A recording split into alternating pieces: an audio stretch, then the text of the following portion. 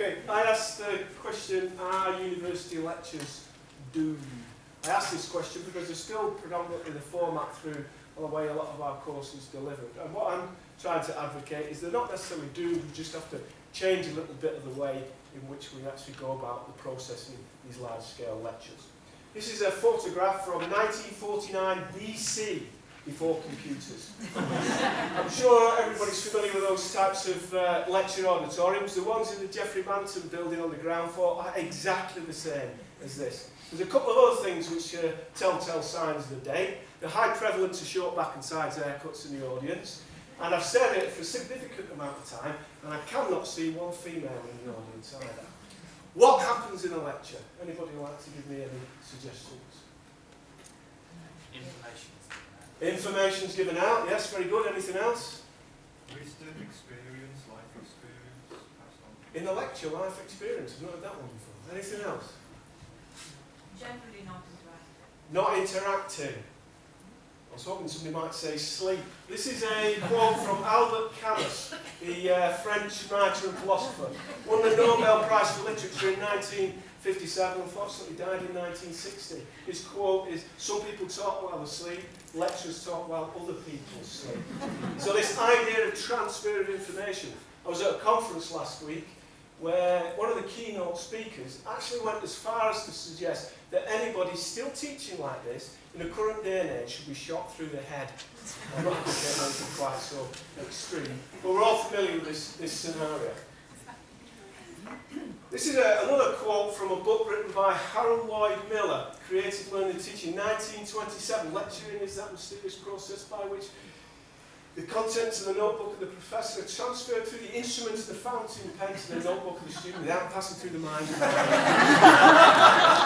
That is the obvious reference to the fountain pen there, but that's equally true today. We can take this even further back than 1927. We can go all the way to the Middle Ages with this. This model is constantly being replicated. Why is that? Well, there's a strong tendency to teachers really talk. There's also a strong tendency to focus on what to teach rather than how to teach. And I'm sure you're all familiar with the term which categorises the modern lecture experience of death by PowerPoint. We can quantify that passiveness of lectures in this caption from a paper in the Transactions of Biomedical Engineering from 2010, where they tracked the neurological activity of a series of students through a variety of activities during their day.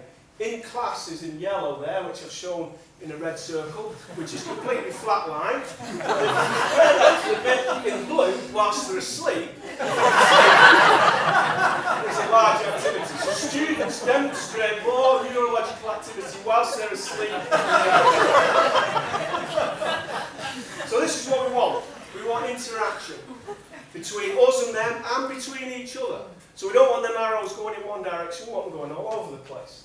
What can we use to help us in that process?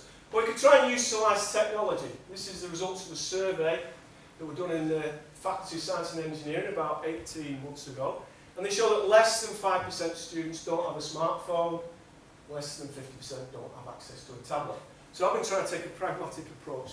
They're walking around with these things in their pocket. Can I utilise them? I have heard it said in certain circles that we should start to view the mobile like an umbilical cord with our students.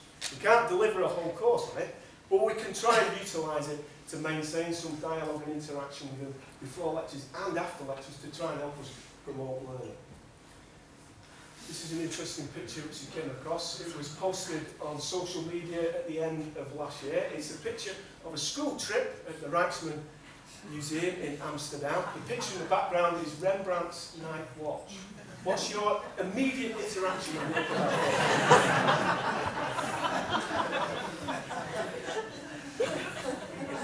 Anybody? You can imagine the sorts of responses it provokes.